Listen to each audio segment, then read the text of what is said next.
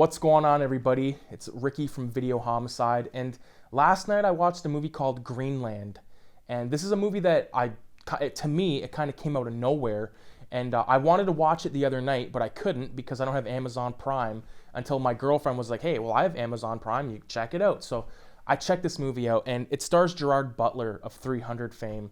And it also has Scott Glenn, of course, from movies like, he was best known to me from Training Day. He's like the dude that they get the money from, like in the kitchen floor.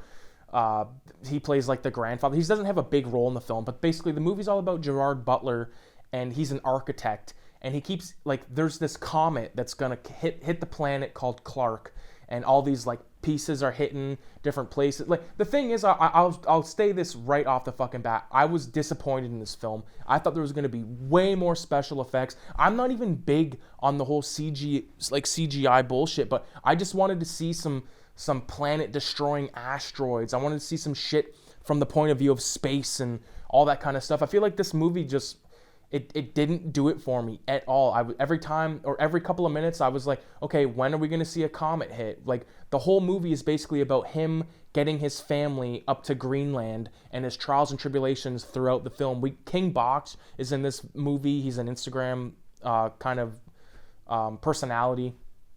And there's a couple other random people you might recognize. But for the most part, it's just sort of this lackluster movie. I mean, the acting's fine and all that. There's some situations that I do not agree with, but I couldn't get my head around the wife. I thought she was very unlikable. I thought that there was situations that she was put into. See, I'm not gonna kind of, you know what, fuck it. We're gonna go all out spoilers. When she's in the car, okay, like, there's a point in the movie where they're separated. So the mom and the son are separated from the father. The mom and the son get this ride from these this older couple, and then the older couple, they see that the kid and the mom are wearing these wristbands that will allow them to be put onto these planes, because everybody that's sort of importance got this Amber Alert style message saying, you know, get to this airport, you have so much time, and you'll be taken to these shelters up in Greenland. It's only till later on we discover that it's actually in Greenland, but like the title of the film. But fuck, man, I'm trying my best to, like, I tried so hard to like this movie, man, and I don't like making these videos where I'm just like trashing a flick, but it happens, and this is one of those cases. I love Gerard Butler. I think he's great. I loved him in that film. I'm blanking on the title of it, but it had Jamie Foxx in it. Thought he was great in that. I loved 300. There's not very many movies I've seen Gerard Butler in that I did not like. I did like him in this film, but he was the only saving grace, him and Scott Glenn, for all of his fucking 5 minutes on screen. But yeah, dude, I think that you could probably skip this film and be okay. I would honestly say, if someone was like, Rick, man, I want to watch Greenland, what do you think? I would say, dude, watch the trailer, and then that's it. Watch the trailer and then watch Independence Day 2, because you're going to get more space action in that film than you are in this film that's about a comet hitting the Earth. I mean, it's kind of cool, but like the other part about this that pissed me off was, like, when the comets did start hitting, you never really got a good look at them. Like, there was a few shots where they looked up into space, or they looked up to the sky, and there was all these, like, you know, you could see the comets kind of like streaking across like far out in the galaxy, or whatever the hell you want to call it. And that looked cool, and then there was this huge fucking fireball up in the sky.